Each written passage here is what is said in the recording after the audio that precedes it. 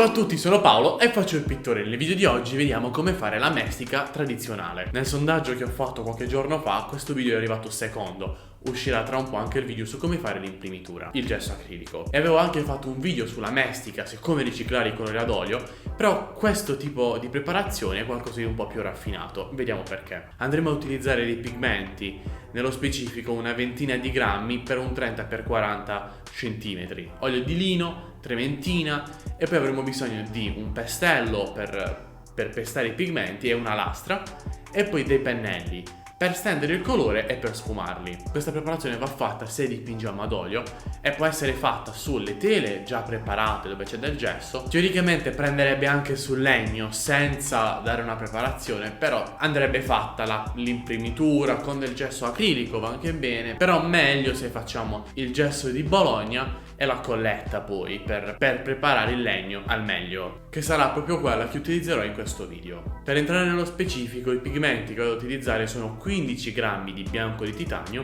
e 5 di giallo ocra. Il procedimento all'inizio è molto simile come quando facciamo i colori ad olio, quindi prendo il bianco, faccio il buco al centro, metto un po' di olio e vado a pestare il colore. Faccio prima il bianco, poi il giallo, potrei fare viceversa, però non li faccio contemporaneamente, proprio perché sono due pigmenti che necessitano di diverse quantità di olio. Successivamente vado a fare anche il giallo ocra e mischio assieme i due colori.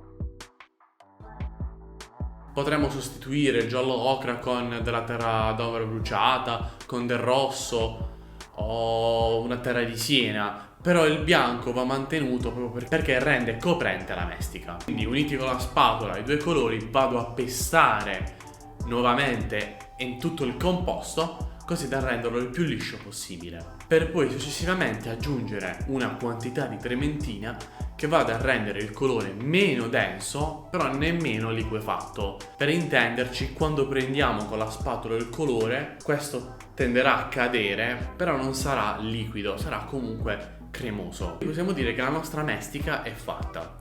Adesso ci spostiamo sul supporto. Io mi sono spostato, lastra e tutto, voi potete mettervi accanto, però per una questione di comodità ho dovuto proprio spostare la lastra di vetro e metterla a fianco al mio supporto. Ora prendiamo la pennellessa e iniziamo a coprire tutta la superficie e quindi stendiamo la nostra mestica. Teoricamente non dovremmo avere di questi problemi, però come nel mio caso, che la superficie, specialmente per il legno e anche poi per il gesso, tirava molto la trementina e l'olio presente nel colore, per renderla più liscia, per aiutarmi a stendere di più la mestica, vado a mettere un po' di trementina sulla lastra e bagnare il pennello sulla trementina così da rendere la pennellata più fluida e finiamo di coprire tutto il supporto. L'importante è che la mestica sia stata distribuita omogeneamente su tutta la superficie. Utilizzando il pennello in setola, questo ha lasciato evidenti i tagli della pennellata sulla tavola.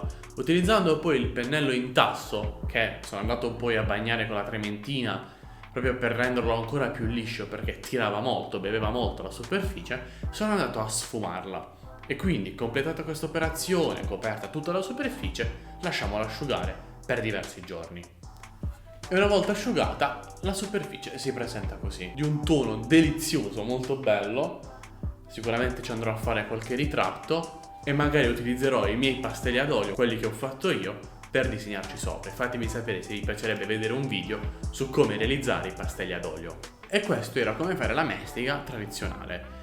Spero che questo video ti sia stato d'aiuto e se sì ti chiedo di lasciare un mi piace, un commento per condividere la tua opinione se anche tu fai la mestica. Come la fai se magari utilizzi un procedimento diverso dal mio? Perché la mia non è una verità, non è una legge scritta, può essere che ci siano altre ricette per fare la mestica. Mi viene da pensare appunto a soluzioni di mestiche più diluite trementina per poi andarci a fare un secondo passaggio. Mi raccomando però a non fare la mestica o l'imprimitura di base tanto grassa. Il strato inferiore, specialmente il primo, non può essere il più grasso di tutti. Ecco perché utilizziamo comunque un quantitativo elevato di trementina. Quindi fammelo sapere nei commenti e di iscriverti al canale per allargare questa compagnia d'arte che stiamo costruendo qui su YouTube.